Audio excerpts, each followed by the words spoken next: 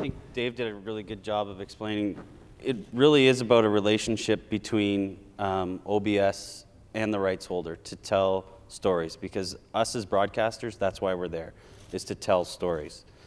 And for us, it's important, they need to show a very even-keeled approach to the games and show an even story representing all the countries. But for us as rights holders, we want to tell the stories about our home country as well as the other stories, but it's about our athletes. For us, it's about Canadian athletes. So the ability to have a unilateral position, which is a camera or a service that we solely control, is very important to be able to tell those stories. There was a story that was building for a couple of days, that something had happened, and because we had those unilateral services at the games, we were able to react to that story and really bring it home to Canadians. The web this year was a huge success for us. We deployed an app that was very successful. We had great numbers. I don't know about the rest of the panel, but for us, it was a huge win. There were some things that happened for us. A big Canadian hockey game happened during business hours in Canada in the morning, and we had astronomical numbers because it was a perfect storm. Everyone was at work, everyone wanted to watch it, so everyone was watching it on their phone, on their PC, on their tablet. So that was a big success for us. We had followed and developed that story over the whole year prior to the games. So we didn't know she was going to medal, but we had an ENG camera up there on the platform with a wireless mic on her husband. We were hoping she would do well, but she had a great story regardless if she had medaled. So that's kind of an example of the last 5% as a rights holder that we would add to the OBS coverage. Now I want to say something. These are two very humble gentlemen to my left here, and somewhat understated. None of us could do anything at the games were it not for all of the work the OBS guys. We couldn't park a truck, we couldn't place a camera, we couldn't get a feed from a venue, we couldn't get a feed out of the IBC, we couldn't build the IBC. So they kind of downplayed the importance of OBS.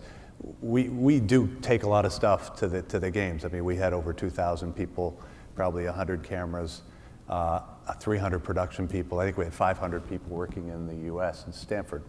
But all of the competition coverage is coming from the OBS guys, which allows us to put more of our eggs in the basket of enhancing it for the US audience. And it really is a simpatico kind of thing, because if we had to put those same efforts into the basic coverage, we would be doing basic coverage. And that's what these guys were so good at, especially with all the specialty cameras and the flying cameras and all the high-speed cameras that you see. It's all coming from OBS. And I'm glad we're getting to talk about this, because most people see the press of NBC in our country and they think we did it all. Well, these guys did it all. We just added the last 5%. So I know the metadata plays a big role in enabling these at-home efforts, right? Because obviously people back home are able to get a really much better sense of what the content is. But I mean, I think it's always not quite controversial. But what's your take on is? Did you feel like there are any compromises to the storytelling by doing it from Canada versus having 600 people there?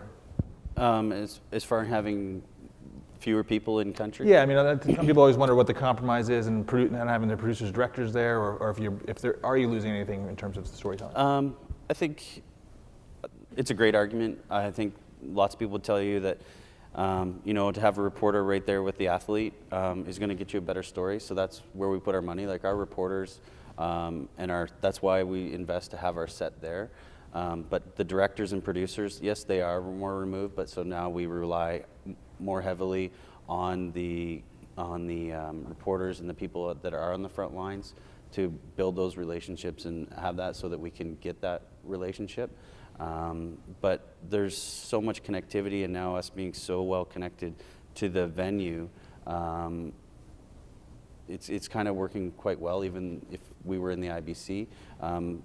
For example, my facility where I was set up in Toronto, communicating with my people in venues, I was actually able to communicate and solve problems more effectively from Toronto and Montreal than I was the IBC, because of the direct connection from Toronto to there, bypassing the IBC.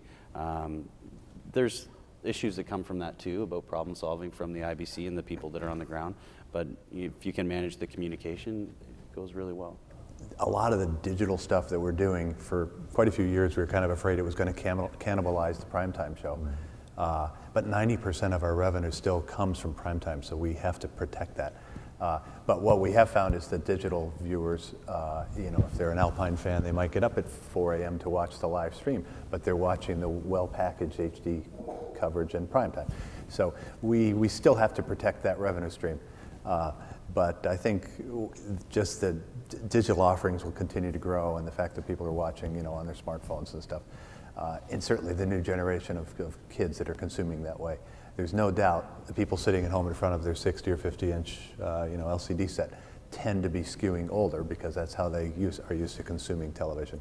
But our demographics for the 18 to 34 were actually off the charts digitally, but they weren't on broadcast television, right? So we've all got to manage that. You asked the question about proximity.